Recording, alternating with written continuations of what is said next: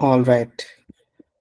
So we'll start at 9:06. Until then, I just so the recording has started. So the agenda for today is going to be where we left off. We're going to start right where we left off, and then we're going to take that, and we're going to use the skills that we learned, and we're going to use that in regression. So we're going to do a lot of regression today. So if you're someone who is attending this session for the first time, uh, it's fine, but you need to have a grasp of the previous topics that we did in order to understand data preprocessing. But if you're joining us for the first time, if regression is a topic you have never ever done before, then it's going to be, pretty standard. So you can definitely join in and try to understand that. So until then, I request you all to please open the Google Colab notebook that we were working on, right? So if it might be the thing that you might have, not saved the link where it was there. So I'll show you a way to, actually access that. So I'll just share my screen first.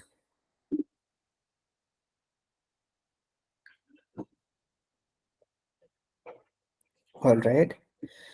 So because we were working on Google Colab from the last, one second.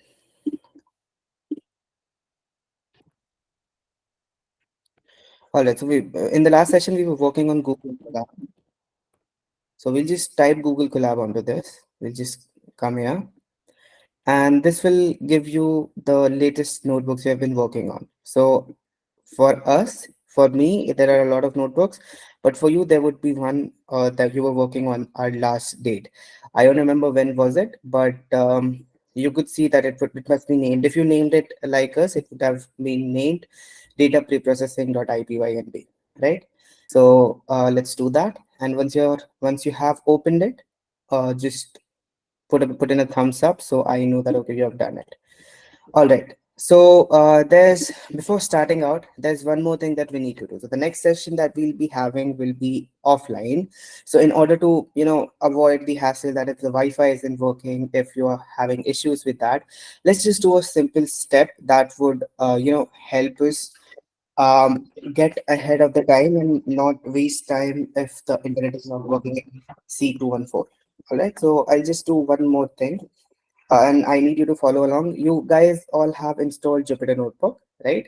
So here's the thing: we'll be using the combination of both. So while we are here in on online sessions, we'll be using Google Colab, right? But for example, we want to use Jupyter Notebook because our internet isn't working. It's simple. We don't need to copy anything. We just need to go to File, and we need to go to Download, and we need to download as IPython notebook, right? So this file can be used as it is in our Jupyter notebook. Okay, sounds good. All right, so here's this one more thing that we need to do. So while that happens, we'll start with our proceedings. So what we need to do is we need to open our terminal, and I'm hoping in your case it might be CMD, but I'm hoping that you guys have installed Jupyter Notebook. If you guys have installed Jupyter Notebook, you just need to open it. How do we open it? We just write Jupyter Notebook. All right, and that would open Jupyter Notebook for you. All right, it opened it for me. All right, so it's here now. And once it is, all right, so let me see if I got a message.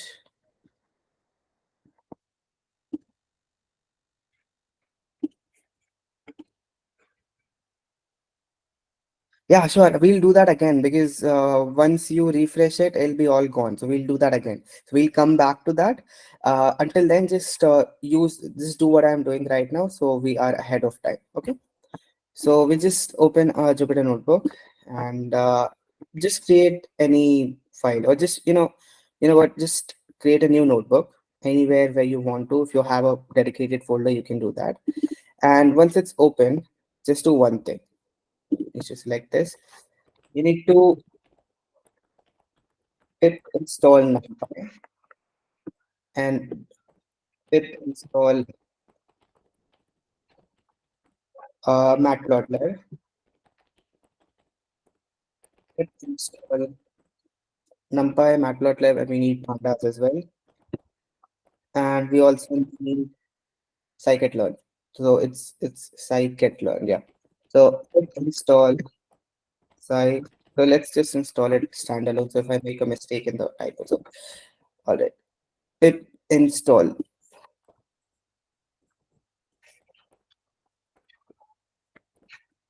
Why it's not working? So, okay, so you in one cell you can only install one. So for me, the requirement is already satisfied. So you just need to type pip install numpy and in one cell and it'll happen. So for you, it might be running. So you can wait for some time and then it will run. Okay. So the next cell you type pip install numpy matplotlib. All right. So you write pip install matplotlib and then you'll do the same thing. And for me, it's already satisfied. So it'll not install for me. The next thing we need to do is pip install pandas. So for me, it's already satisfied. And this last thing that you need to install, pip install scikit-learn. So it might be like this. I didn't type it out yet. Let me see if I'm typing the right thing. Yeah, so it's scikit-learn. Okay, scikit SCI. I just write it in the chat so you guys do not make a mistake. All right. So this is what you'll have to type pip install scikit-learn. Okay. So this is what you'll type in the Jupyter notebook. So what this will do is this will just pre-install the library for us. So while we are using Google Colab, we don't need to import or install. We just need to import, not install all of this manually. But when we are using Jupyter notebook, if the internet is not working in C214, we can just go ahead and use it offline. So it really makes our tasks easier. So there were four: NumPy, Pandas, Matplotlib, and Scikit-learn. All right. So now let's start again.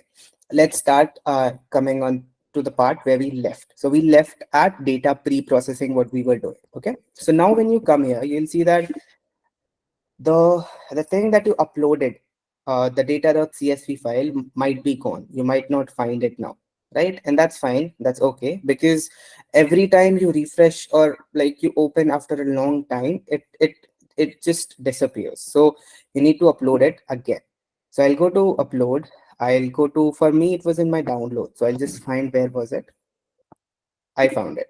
So it was in data.csv. So I'll just open it. So what did I do again? I went to the file section. I went to the upload section, and then I just uploaded the data.csv which was there. If you do not have this, you can just go onto our WhatsApp group. You can go to the file section and you will find this there. It was sent there. All right. So you'll just upload this. Okay.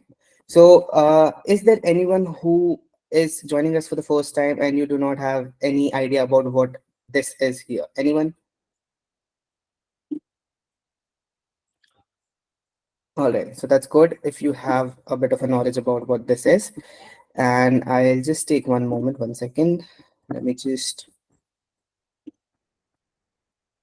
bring this window here. So it's makes our work easier. All right, so the agenda for today, as I said, would be regression and data preprocessing. So we'll just complete a part that was left in data preprocessing and then we'll start with regression. So today is going to be an interesting session if you really, the second thing, all right.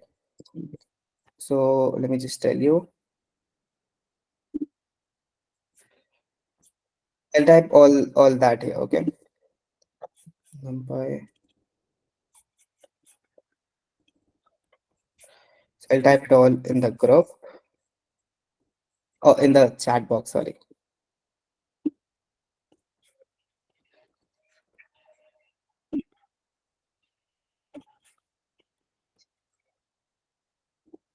And pandas. There are four things that you need to install as of now, okay?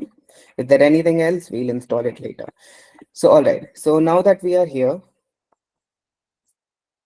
we have uploaded our data set. If you don't upload your data set, it won't work for you. All right. So we'll just run that again. to check if everything is okay, our code hasn't changed and everything. So this works as well. I hope you remember how these things happen. If you do not, I request you to go ahead and refresh your mind with the things that we have done before from the online sessions. All right. So now, when this is done, and these are the same things that we did. Okay. Now, here what we did was we imported the library, we imported the data set. That is all that we did. Now what we need to do is we need to take care of missing data. So if I just open data.csv here, I'll be able to see that, okay, there are some missing data, right? So we have some missing data available with us. Now, if we use this same data set in the machine learning model, there are going to be inconsistencies because the data or the model that we are making is not used to having these empty data sets or these empty or missing values. So we need to take care of that. Now, how do we take care of that? We have a few techniques. So let's just jump onto the notes kind of part of the things, and I'll send you these notes on the WhatsApp group as well, so you have a better understanding of that as well. So what I'll do is I'll just take 2 minutes to explain why we need to do what we need to do. Okay.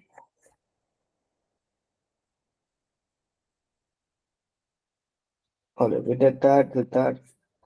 Okay. So, why do we take care of missing data? We just discussed that, but how to take care of missing data? So, if the data is 1%, for example, if we just had 1% of missing data, for example, here we have this, we can just delete these rows, and the thing won't make a difference in our machine learning model at a large scale. But see, that's for if only if the 1% is 1% of data is missing. Here it's less than 1%, because see, there are 10 10 countries and where only two of the values are missing, so it's less than 1%. Here we can do that, but in large data sets it's not ideal.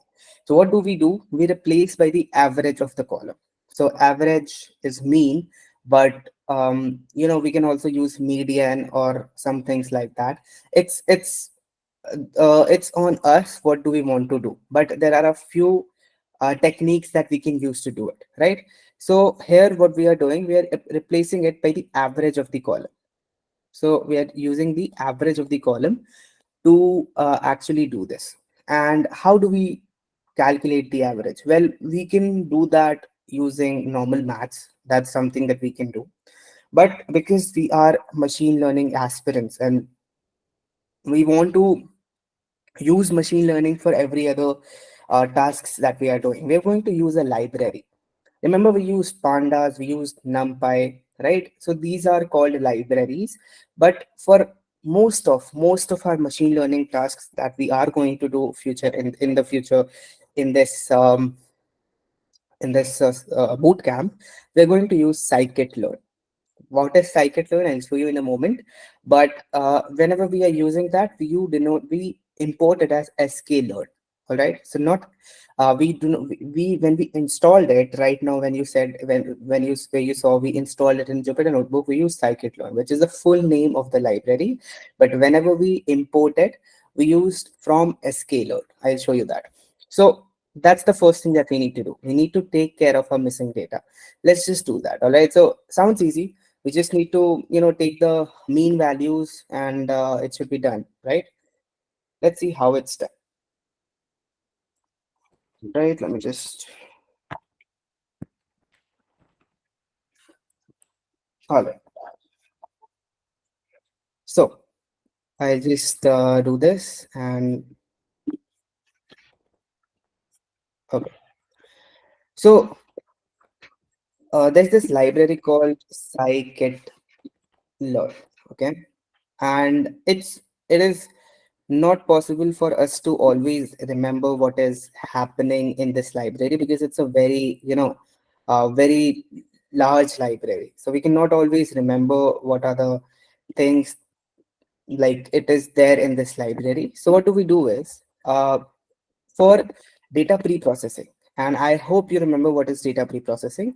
So for data pre-processing, what we do is we use uh, classes of those particular libraries. So there are many functions in the libraries. For example, in NumPy we had a few. So this also has it. So uh, for this particular part where we are taking care of the missing data, we use impute. All right. We use impute. Now, what is impute? Impute is nothing but a class of the sklearn library where we calculate some of the data. Which what is the data? Well, it is the missing data that we are looking for in this particular case, right? So let's just come here, and this is how we import, remember? And like normally when we import it, we write import numpy is np, but here I'm writing from. Why is that? Because as I told you, scikit is a very large library, and if we use that whole library, it would defeat our purpose. We can do that, but we just need a small chunk of data from that scikit-learn library. So what we'll do is we'll write sklearn dot impute. Why impute? Because this is um, the part of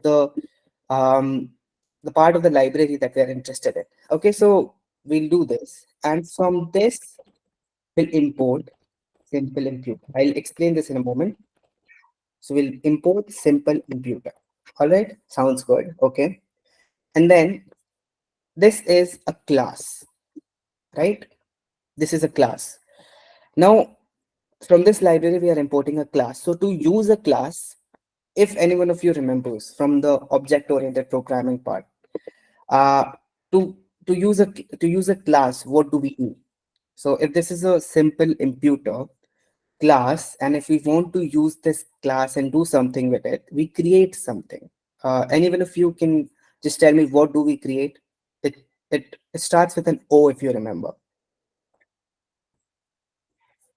Objects, exactly, objects. So we create objects to use the class. So that is what we are going to do right now. So what I'll do is I'll write imputer. That's my variable name. You can keep it anything. So I'll write imputer, and then I have created an object. So to access the class again, we write the class name. That is what we do, right?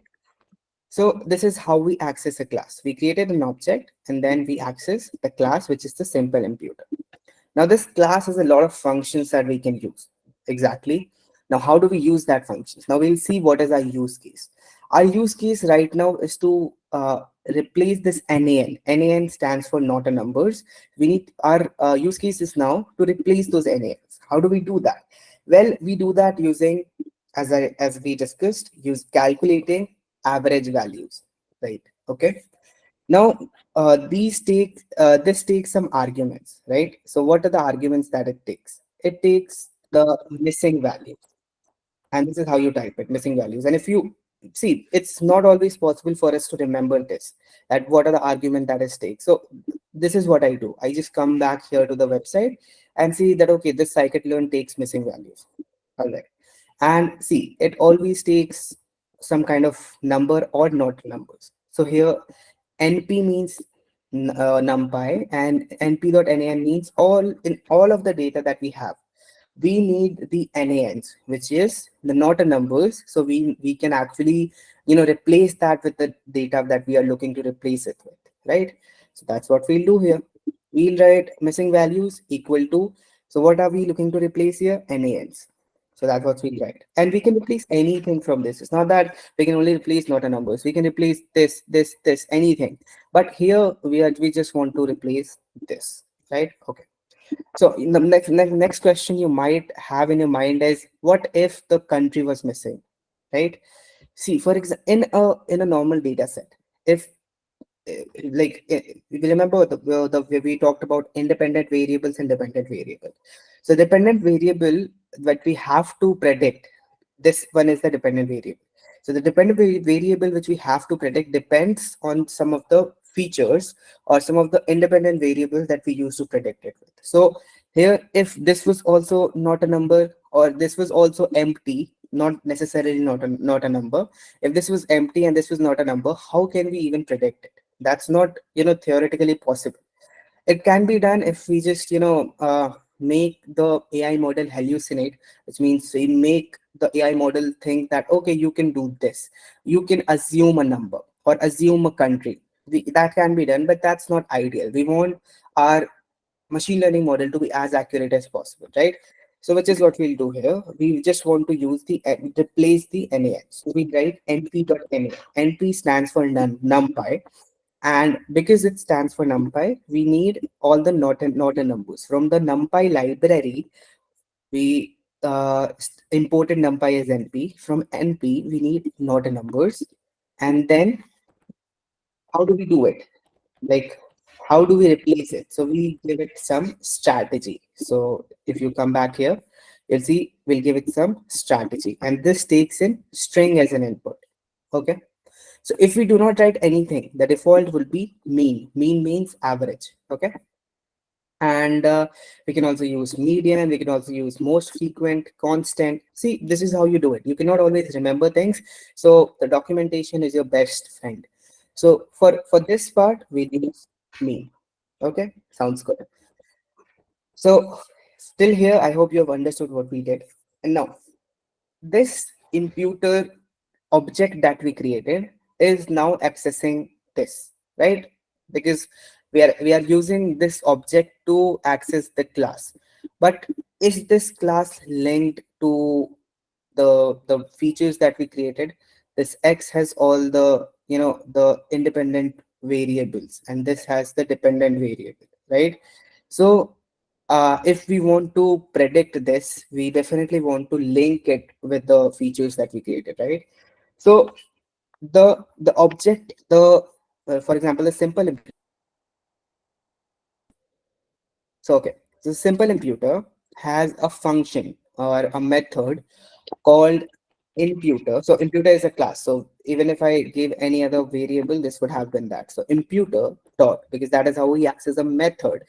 So this has a method called fit. All right. So what does fit mean? We need to fit this thing, this logic that we wrote. So the missing values find this, and the strategy is this. We need to fit this logic into our features that we want to use, right? So how do we do that?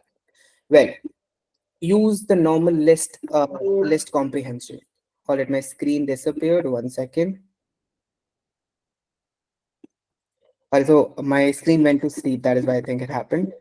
All right.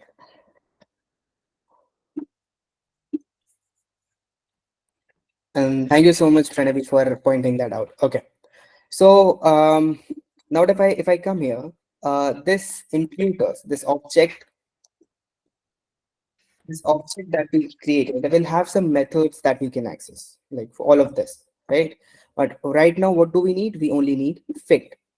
I told you what this fit means. Fit means using all the logic that we wrote and using that into the features that we have. So we'll use imputer.fit, and we'll now use normal list comprehension. So where is our independent variable? So if we look at it, this is the independent variable which we had. So in order for you to understand it, you need to understand what we did in the previous session. So this is the independent variable vector where it is all stored, right? So we'll use normal list comprehension. And how list comprehension? We need to give this give this imputer object both of this, right? We don't want to replace something which, why solve something which is like, why create a problem which is not a problem? So we do not want the first column. This is not needed because it has everything, and obviously this only, in the missing values, we only want not a numbers. So in which of the columns we have not a numbers? This one and this one, right? So now I want your help with this. If this is a list, for example, 0, 1, and 2, okay, just look at the first values then. If this is a list 0, 1, and 2, and we, from this list, which is X, we only want this one and this one. How do we access it? We have done this before, and if you are able to do this, then it'll be very helpful. So how do we do it? Anyone? I'll give you another example so that you understand it better.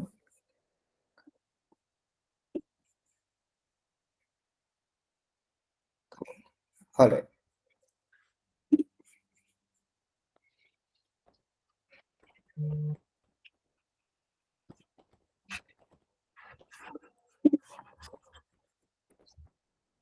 So this is a list x1, 2, and 3. And if we only want 2 and 3, how do we access that? Anyone? 0, 1. All right, you say 0, 1. But Archit, just think about it. Okay, we only want this and 2 and 3, uh, putting it there. And the list starts from 0. Remember? So 0, 1, and 2. This is how the indexing works. So now if we want, I want you to use the comprehension, like for example, like something like this. So if you remember what we did, I just, so 1 and 2. Okay. So you are partially right, Harshit and Umang. You're partially right. So OJS -1 would be used for accessing the last element, and 1 and 2. Let's see what 1 and 2 gives us. Okay, let's see that. So if I write 1 and 2, it's only giving me 1 second. I want to access this. So this should be the way.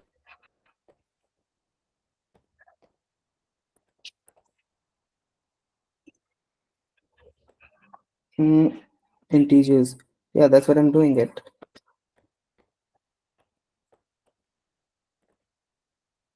All right. So let's do it this way. If we want to access the first element, for example, we want to access the second element 0, 1, 1. So we want to access the first index, we write this. And if we want to access the third element, we write obviously -1 is away. But if we write 2 here, as you said, 1, 1, comma 2. If we write 2 here, we're getting 3, right? So if this is the case, if we have a data set which has 1, 2, and 3 in it, then this is the way we'll do it. Exactly. Exactly. You were right in this. I was, misinterpreting for this data set. So, okay, that's right. If we want to access the last element, it would be 1 and 2. So this would give us the 2 and 3 as our variables, or the thing that we actually need. So these are the columns here from this data set that we need from this list. But let's come to this part. Now, from here, we need, we want to exclude this one, we want to take this one, and we want to take this one. So we want 44 and 72 and all of that. So the first thing that we do is we include all of the rows. So that's the first thing we always do. We do not want to leave anything.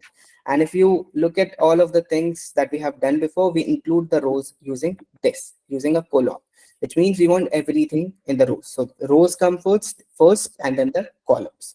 All right. So for the columns, as you said, 1 and 2. This is what we are going to do, right? It's going to be 1, colon, 2. And you said comma, but it's okay. It's going to be colon. And that's the mistake we were making here. We wanted to write 1 colon 2, and this would have given us 2 and 3, right? So it would have given us, so it's giving us 2 here, right? And not 3. And the reason is that because remember in range that we were doing, range always, you know, gives us the last value, right? The last preceding value. So if we wrote here 1 and 1 colon 2, it would have given us 2 only and not 3. And why is that?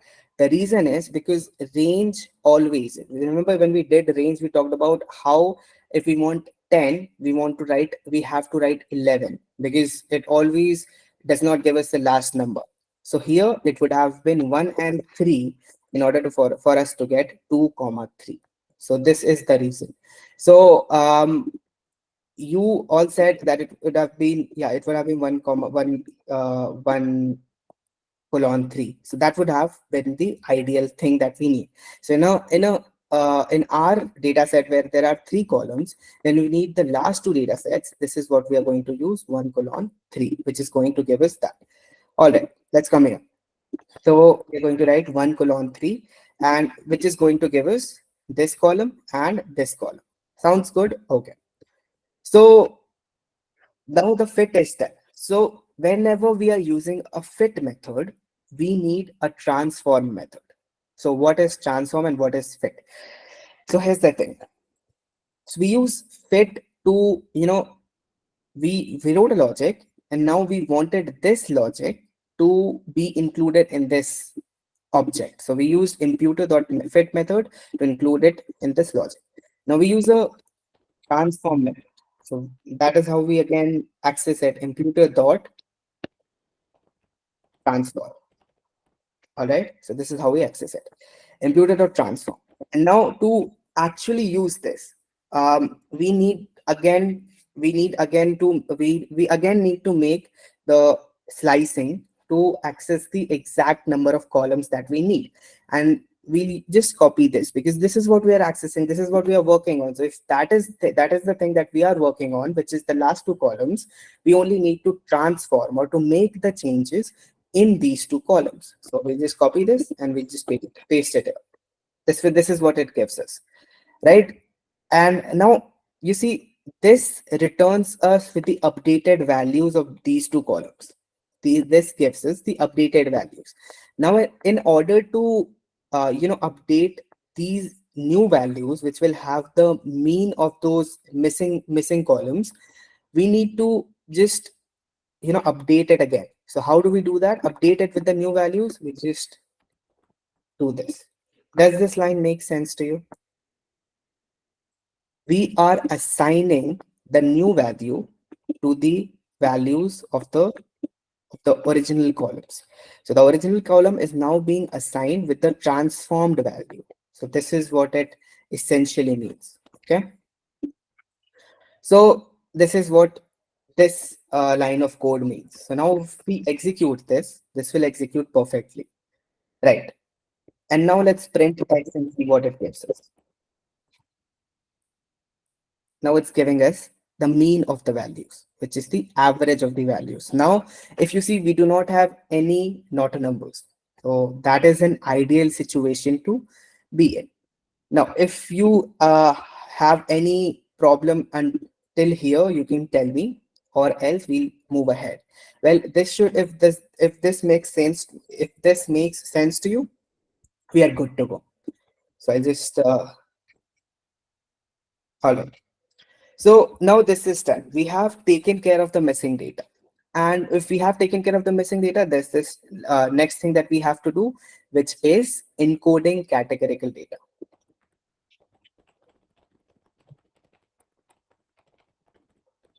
All right. And let's just, you know, type what we are doing here as well. We are taking care of missing data. Right. All right. And this is here we are encoding categorical data. Let's just talk about what is categorical data and what it actually means. And we'll do that in just a second. All right.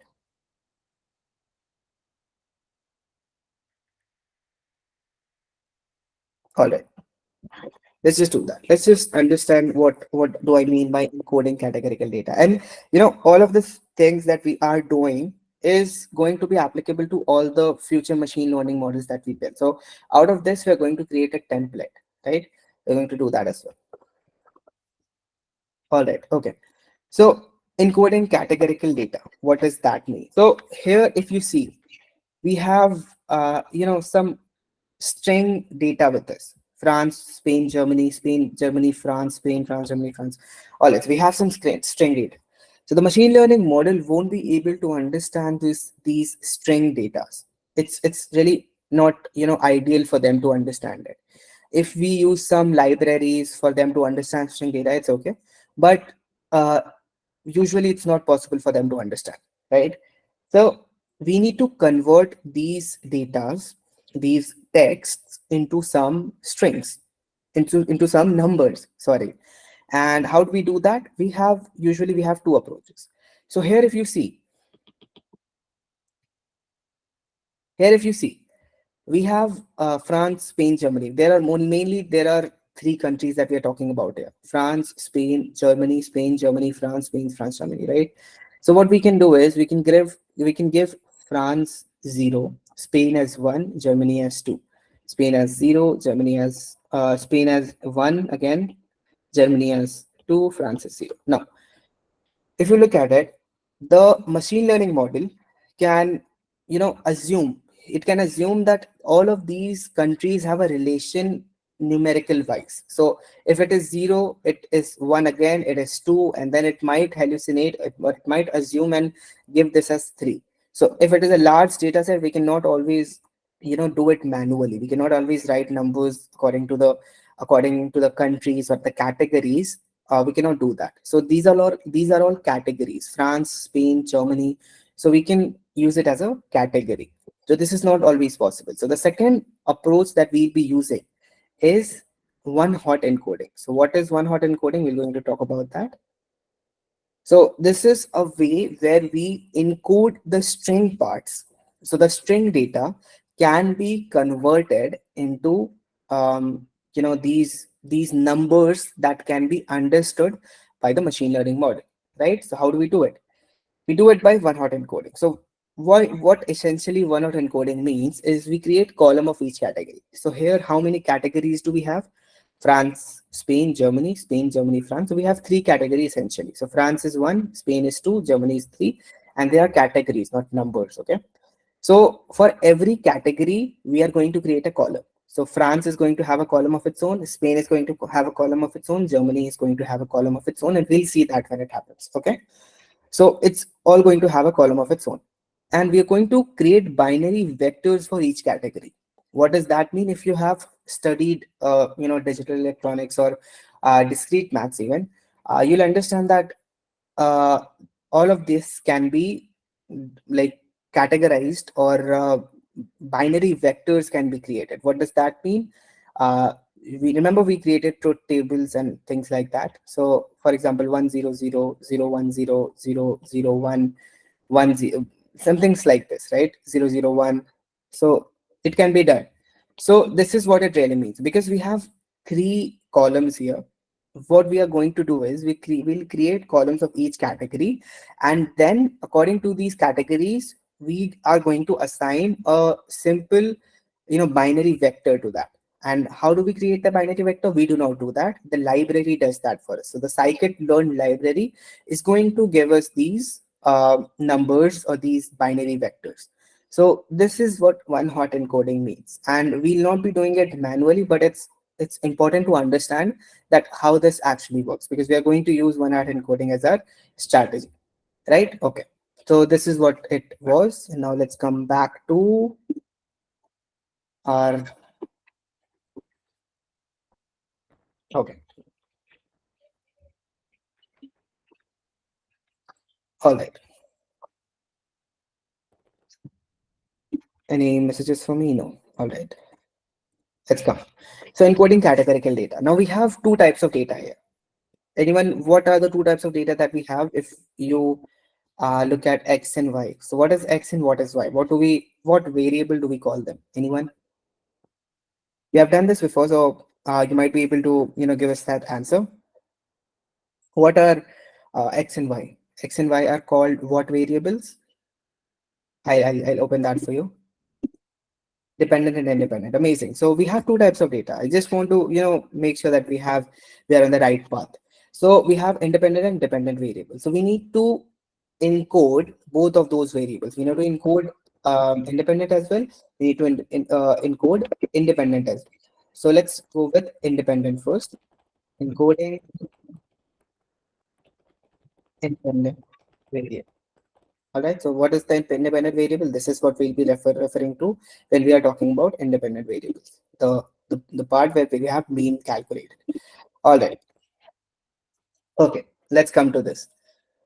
Now again, we are going to use our beloved library called sklearn. So we write sklearn dot view. No, it's from, okay. So here's the thing. Now we'll not use impute. Why is that? Because impute was used here to calculate a particular thing, right? We wanted to, get the missing values. So for encoding from sklearn, we use a different type of, class of the library, which is called compose, right? So this is what it is. Now, how do you remember it? You cannot remember it. It's a very large library. So you can just write compose and it'll give you that, right? This is what it is. And you can read what it is, what it does, but it essentially, you know, does something with the columns. So it's already we already have a column with us, and we want to do some things. We want to encode it, or for example, we want to like we want to perform some operations on the column. That can be done with this sklearn.compose. Okay, all right. So we'll write sklearn from compose, and if you uh, if you just saw when I showed you this column transformer, this is what we are going to import. So import column transformer. So it's giving us this is what I like about Google Colab. It gives us the suggestions, which makes us very efficient. All right. So from sklearn.import column transformer. When that is done, we're going to import one more library from sklearn from sklearn dot so okay, so this compose was used for that, for using operations on the columns. And now we want to use another library which is called preprocessing. And let's just see what this does. So we'll just come back here, we'll write preprocessing. It's going to give us this. And it is like usually it speaks for itself, preprocessing data, and this is what we are currently doing. So from this we need one hot encoder. Yes, it's giving us that. So from we are importing two libraries here, compose and so import column transformer, and from the pre-processing library we need one hot encoder. So this is where one hot encoder relies or resides. Okay, so now when this is done, we will create again. This is how we create a object, right? So let's create an object. Let's call it transformer. So column transformer. Let's call it CT. Okay, CT. Now, how do we again access the class? We write column transform, right? And that's how we access it. Now let's see what are the. So this is these are the arguments that it takes. It needs some transformers. So what are transformers? Well, what are the things that we need to actually make changes to this data? So transformers are kind of that. Okay. So what are the things that we actually want to change here? Okay. So this is what we write, transformers. And here is a simple syntax that we use with transformers. We cannot directly use it, so we write equal to, and because there are a lot of things that we need, transformers, it's a plural, so there are different functions that we can use with transformers. We use a square bracket because we need a different things. So the first thing we need is encoder. We need encoder, and which is the encoder that we are going to use? We just talked about one hot encoder. So it's going to be one hot encoder, right? And if you remember, I talked about this being a class. So this is also a class. So how do we mention a class? How do we call a class per se? We do it using like this. So when we are giving these two brackets, this means we are going to access this class. Remember, this is how we are accessing this as well. So encoder, and which encoder we are going to use? One hot encoder. All right. Okay. And now, which one of the column that we want to encode? So these are numbers, so we don't usually want to play with them, right?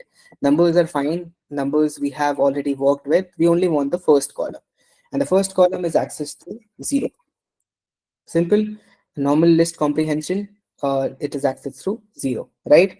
And we do not use it now. So we come out of the square bracket now, because in transformers we only need this. So transformers usually takes the encoder that we are going to use, the column that we want to work with. If there were two columns, we would have again used list encoding. So for example, if it was 1, so we have written 0 to 1, right? So 0 to 2, so that would have given us 1 here. So we only want 0 here, so because we only want the first column. And now we'll come out of the bracket and then we write remainder. So what this is pass through. I'll just explain what this does. So we have told the transformer that we only want to work with we want to work with the only the first column. But what about the rest of the columns? If it is a large data set, there might be a lot of columns. So for the remainder of the columns, for the rest of the columns, we want to pass it through. We don't want to use it. So we don't want the column transformer to be applied on that. We just use that, right? And there's one more thing that we are missing, a comma. So this comma says, okay, this remainder. So this is a function, transformer is a function, and then remainder is a function, right? Okay, sounds good. Now if we come here, come to the next line, we want to apply this to the column that we have, that is X, right? So how do we do that? Well, again, we want to use our we want to use our transformer. So first of all, let's just understand that we got X as a what? So if we look at this and this is an array. Remember, we were always referring to X and Y as arrays because this is how looks like. So this is an array. So what we are going to do is, this is how this works basically. We give this an array. So this is what we are giving it to. So we can also give it strings, but because we have our X as an array, we are going to give it as an array. So how do we access an array? So if we accessed not a numbers as np.nan, we're going to access it as at np.array, right? And which column that we are working on? We're working on X. So np.array is what we are going to use. And you're going to love this, that because remember when we were when we were working with imputer, we first used to fit and then we used to transform. But this column transformer has a function called fit transform. So it's going to fit and then it's going to transform. Right. So we're going to use CT, which is the object that we created, and then we're going to use dot fit transform. We're going to use fit transform. And what we are going to pass in, we're going to pass in the column that we want to work on. So if you look at it like this, what we are using the np.array function, which means we want to capture the array that was created while using the X or the features. We want to use that, and then we want to use the CT logic that we just wrote, which means we want to use this encoder. We only want to use the first column, and we want the remainders to pass through. And we want to fit and transform, which means we want to use that and then change that. And which is the thing that we want to change? We want to change X. Now again, this will give us a value which will be the updated value. So it would give us 001, 100, which we talked about in one hot encoding. But now we want to change this. And how do we do that? So what we are changing is going to be equal to. So we are assigning this value to what we have changed. Okay. So what we do is we write X is equals to, all right. So we write X is equals to np.array ct.fit transform. Any confusion still here? Anything that you did not understand from this or this? Anything, any line of code you did not understand?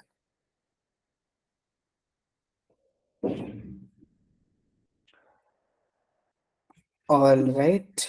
Okay. So this is how we do it.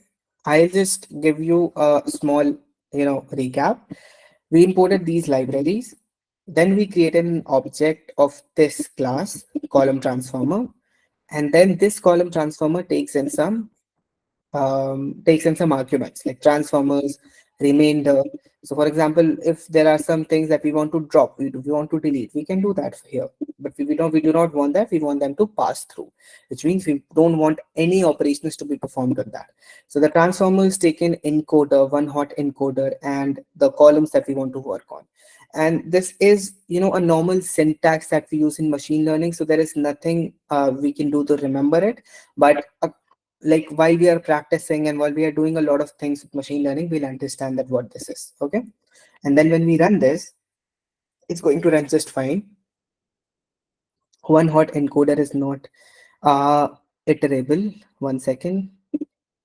X equal to np dot array ct dot fit. All right. So this should not happen.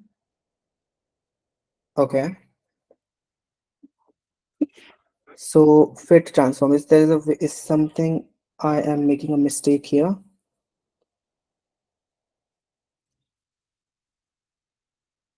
Okay. Column transformer and everything is here. One hot encoder is not iterable. Okay, this is something which I need to debug, but this shouldn't happen. Remainder is passed through, and we want the array to be fitted like this, right? This is what should happen usually. This won't work, I know, but it's not iterable. Why is that? So yeah, this is how to do it. X is equals to np dot array, and everything is right. Why is this happening? So this is something that I'll have to check because this shouldn't happen. So let's just understand the next part. I'll just check what is wrong with this because this is how we do it if I'm not wrong. And everything else seems good. We have written the variable name right. We have written this right. Everything is good, but there's something which says one out encoder object is not iterable. If it's not iterable, then how we go ahead and make the changes. So it is an iterable. We have done that before, but all right. Okay. Okay. We have not transformers is an object, and because transformers is an argument, and for this to work we need this transformers to be in like round brackets, and this should work now. It's working. All right, so this was the reason was that this is an argument, and anything that we are writing, if there is a lot of things, first of all it should be into a list kind of way, because this is what we are giving it. We are giving it an encoder, we're giving it a hot encoder, and then the column, and this should be in a round bracket, which is a class of transformers. So transformers is a lot of methods from which we want to use. So sorry about that. And print x.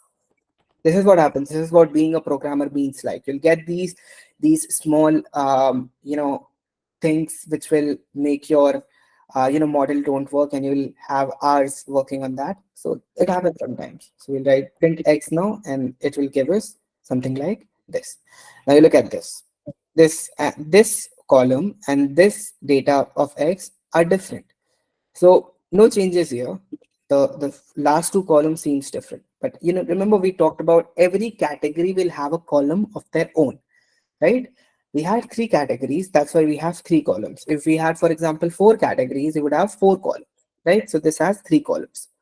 And 1 0 0 0 0 1 0 1 0. So for example, if you look at it, France is 100. So the last one is also France. This will also have 100. So I hope you understand what this means. So it's assigning 100 to France, and it's assigning 001 to Spain. So every iteration of Spain would have 010 and 0. Well, so Spain has 001. So every iteration of Spain would have that. So the fourth last will have 001. So I hope you understand that. And the mean value is like this. So this was the encoding of categorical data of independent variable. Now let's come to dependent variable. So dependent variable is quite easy. Let's just do it. Encoding dependent variable. All right. So just look at the independent variable. So what is that dependent variable? No, yes, no, yes, no. So what's the best way to do it? No means one or one, and yes. No means zero, and one means yes. That is something that can be done. So let's do that then. So what's the next best thing what we can do is just give it 0 and 1. So that's what we are going to do. All right. So we have already imported the libraries, so we are not going to do that. But column transformer is something that we do not need because we do not want to encode it with 100 or something like this. Now we need label encoder. So this is also something that would come from the pre-processing library. So we'll do that. We'll write from sklearn dot pre-processing import label encoder. So label should be this. It should be label encoder. All right. So label encoder just means that if we have two values, no, yes, yes, no, yes, no, we can just encode it with 0 and 1. We can do that normally by using 0 and 1, 0 and 1. But, if it's a large data set, it's not ideal. So we have done that. Next, we need to create an object of the class. So label encoder should go like LE. It's my variable name. You can type anything out.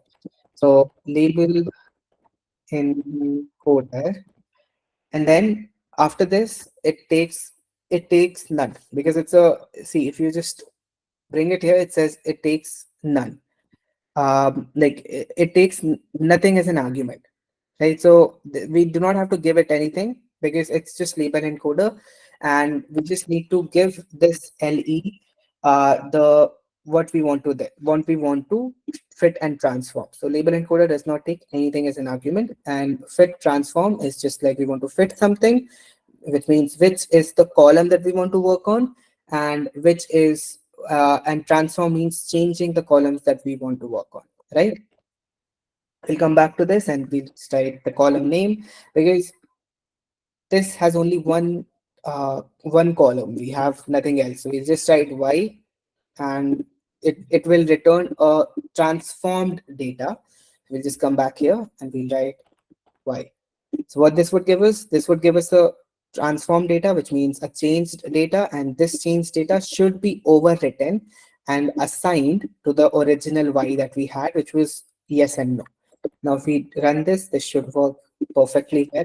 If we print y, sorry, if we print y, it's giving us 0, 1, 0, 1, 1. Okay, simple, normal.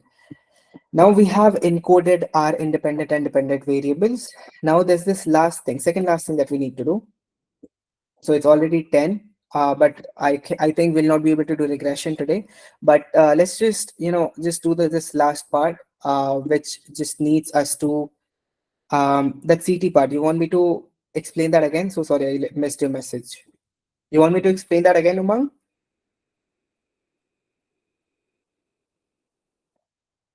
Actually, we do not have our team in our meeting today, so I just sorry. Oh, all right, I explain that again. Sorry, I missed your message. So the CT part, I'll explain that to you again. So first of all, I hope you understood that we are importing some libraries, and because we have imported column transformer, I used CT as an object, and for object to access a class, we just write the class's name, right? So for example, we write class transformer. I'll write that again. No worry. So class transformer, this is how we do it, right? And now for us to actually, access this, now we have written the class name, we need some transformers. So how do we know that we need transformers? It's giving us the info from here. So this takes transformers as an argument. So we'll give transformers as an argument. And for us to actually use this, we need to write a syntax, which is usually used with the transformer, right? So we need anything that we write inside of the transformer are a lot of things, like which encoder that we need to use, and which are the columns that we need to categorize. So these are the things that we give the transformer. And for us for in order for us to do that, we give a round bracket. And why is this? We give the round bracket to because transformer is kind of a class of like transformers. It's transformers. So because it's kind of a class, so we need to include all of that. So all of the functions that we have. So we already know how we access a class. So first we give encoder, and then we'll give the what is the class of the encoder that we want to use. Well, we have imported it right here. So it's going to be one hot encoder. And because it's a class again, we'll use the round brackets to call the class. And it the then we'll give it the column that we want to work on, which is zero. Why? Because this is what we are interested in. Okay. Now this is done. And what we'll do is we will give it the remainder, which will be, so what do we want to do with the next set of data? So we have categorized this with what about the column 2 and column 3? We want to pass through. We have no significance of encoding it because that's not of use here. We have already, taken out the mean and it's already a number. So this is how it goes. And because, and this, the transformer part is only till here. All right. So this is how we write it. And if we run it, this shouldn't give us any errors. So I hope you understood that. And the transformers are something which make the changes happen. So what are the changes you want to make is what goes there. All right. Let's come to the part where we encode. So sorry, encoding of dependent variables done. We now split the data set into training set and test set. We discussed about training and test set, which is going to do it. So for this to happen, for splitting us the for us to split the data into training set and test set, we do one thing: import a library again from sklearn. This is going to be a go-to library for everything. Model selection. Okay, then from this we're going to import train test. Sounds like a normal English thing. After this, what we'll do is, so this is how let me just explain what we are going to do, why we are going to do what we are going to do. So here's the thing. We have a data X, which is the independent variables or the features. Okay. And then we have a data Y, which is the response to those features. For example, if these are the, let me just open it here. For example, come on. All right, so let's come here. For example, this is our data. And if the country is France, the age is this, the salary is this, will the customer purchase? There it's no, right? So we have the features, we have the dependent variable, what we want to predict. Now, according from both X and Y, remember we talked about 80% and 20%. Remember? So 80% would be the training data and 20% would be the test data. So from both X and Y, we want to take 80% as the training data, 20% as the test data. Let's just do that. So we'll create X train, then we'll create X test, then we'll create Y train, and then we'll create Y test. I hope this makes sense. What we are right now, what we are doing is we're creating an X train, X test, Y train, and Y test. This is what we have done till now. So we have just created variables now. So what we'll do is we'll write train test split. And then what we'll do is we will pass the columns that we have. So what does X train and X test, where does it come from? So it comes from X and it comes from Y, the columns X and Y. Now there's this another thing that it takes, test size, right? So on a general rule, what we do is whenever there's a lot of data, we take 80% of the data as to be our normal, the training data, and 20% should be the test size, the test data. So the test size should be 20%. So 20% in decimal or float should be 0.2. And we can also give it in fractions. So it's on you. But okay. And then we're going to give it a random state. What is a random state? Well, just so random state like this. So random state, you can leave it empty. But what random state does is how random should it be? So we have 10 datas only, right?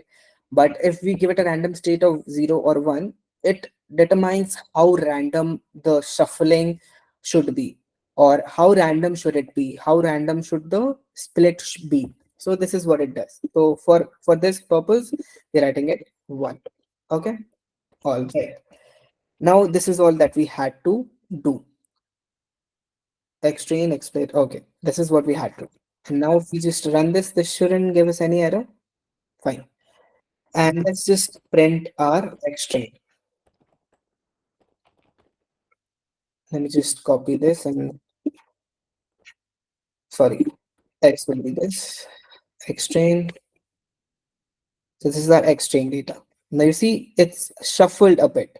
So it's giving us 38.7. So this was the age and this was the salary. So from this, it has moved to the first column and it's just shuffling, right? This is what it means to splitting data. And from the original data, X and Y that we had, it's now, taken that data and transformed it into something else. So this was the test data from the the features column. So this is the test data. Now we'll do the same for Y train and Y test. So now for this, the value is 0, right? So just understand that this column corresponds with this column for the first column, for example.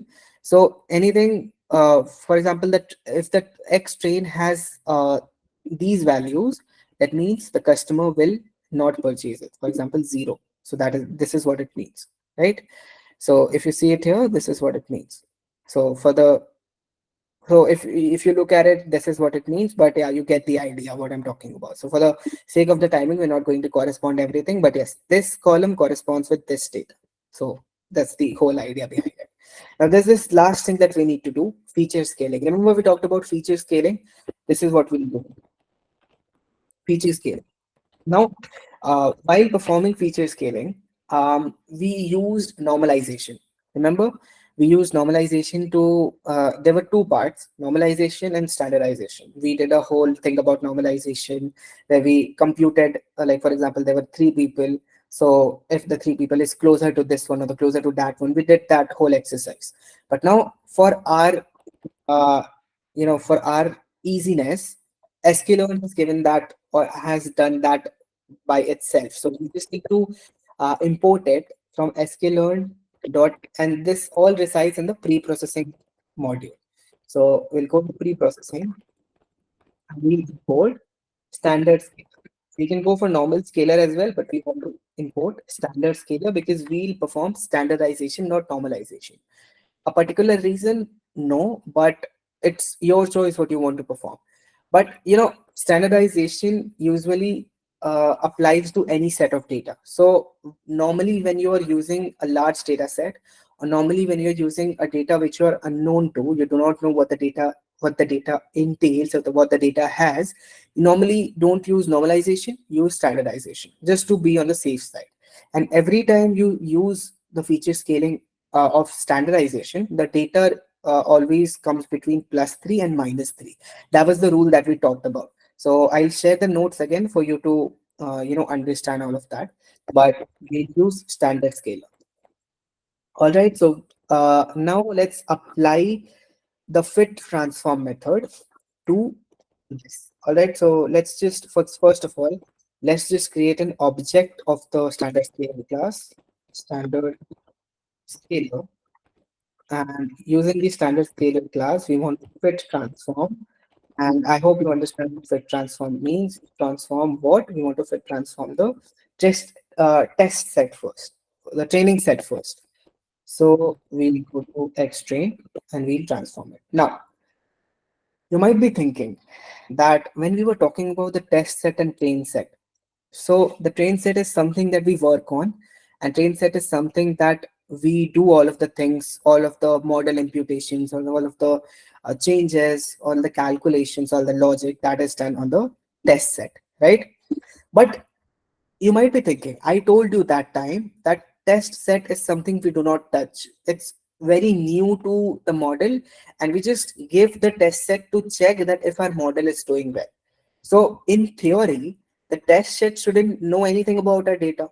right? And it still doesn't know anything about it. It's just a normal standalone data which we have. But if we, for example, if we took this data and this is a completely different data from what we did, although the values and everything are same, but if you look at it, the countries are encoded into this number, and the purchased are purchased is encoded into zero and ones. Now, if we take the raw data and we just give it to the model to do something, it'll not be of use because the test data will be in string and it'll have missing values, but the training set will have all these things performed from the scratch, like the categorical encoding would be done, the missing data would have been taken care of. So to be on the same side, we want the training set and the test set to be on the same time, but at the same time we do not want the test data to know anything about the training data. All right. For this to happen, we need to make sure that the test data is also encoded. First of all, test data does not have any missing values. Secondly, and thirdly, it is also feature scaled, which means the machine learning model, when it is computing something according from our training data, or when we are giving the test data to it, it should be in a standard form. So it does not compare a string from a number, because that is not possible.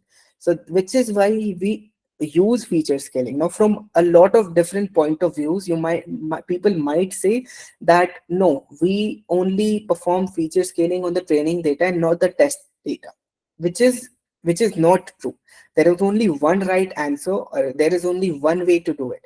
You perform feature scaling on training and test data both, because which is how they would both be on the same scale which we want to compare it. So I hope you understand that. So we will use the x train. So this would again give us a new value of the x train. Sorry, x train would be x would be small. This would give us a new value of the x train, and we want to use this data on the x train.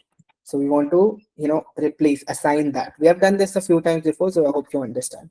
We're going to do the same with x test sc dot fit and transform x test. Right? This is what it is. Now, you might be asking me, why aren't we doing that for the y train and y test? Right? Simple reason, y train and y test is 0 and 1. So what are the things that need to feature scale? There is nothing. Even if we did that, if we brought the value of 0 and 1 to plus 3 and minus 3, because that's what standard scalar gives us, it will of no use. Why solve something? Why create a problem out of something which is already solved for us? So no need. So we'll just do this, and it's standard. All right. And if we do this, this should give us, it's done. So if we print x train, see what it gives us. All the values are here now transformed. It depends. Like normally the value is plus 3 and minus 3, but here it's between uh 1 point. So it's between plus 2 and minus 2. So this is what it means. It depends really, but it does not go beyond plus 3 or minus 3. It's always between plus 3 and minus 3. And same for the x test. Say for the x test, and it would have given us the value like that, right?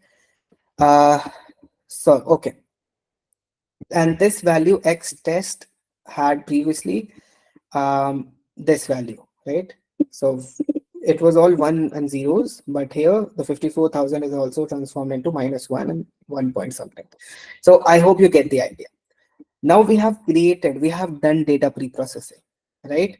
But we do not have the right knowledge to build these models. Now हमने model तो बना लिया, we have created the model, we have created a data pre-processing, a data that we had has been pre-processed. Now it's ready to be worked upon. But how do we work on these data?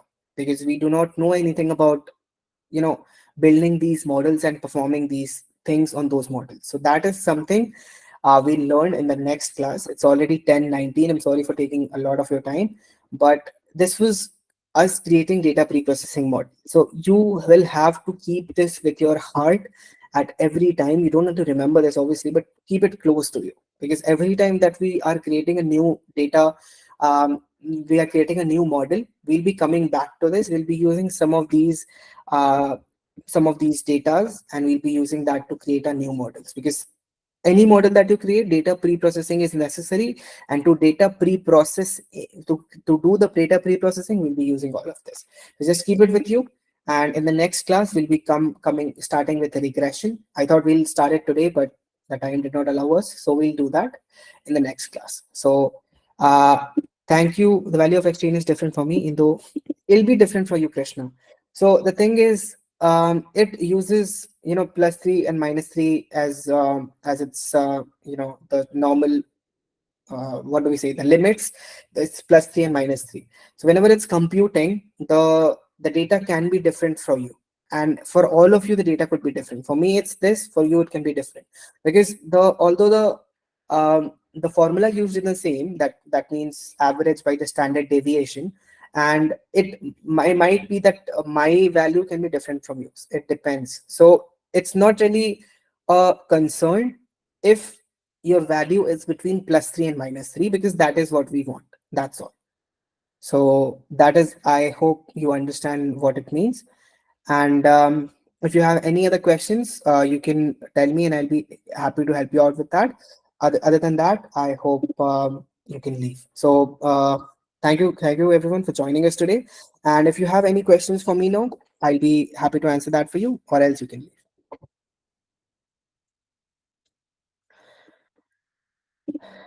Thank you everyone for joining us. I'll stop the recording.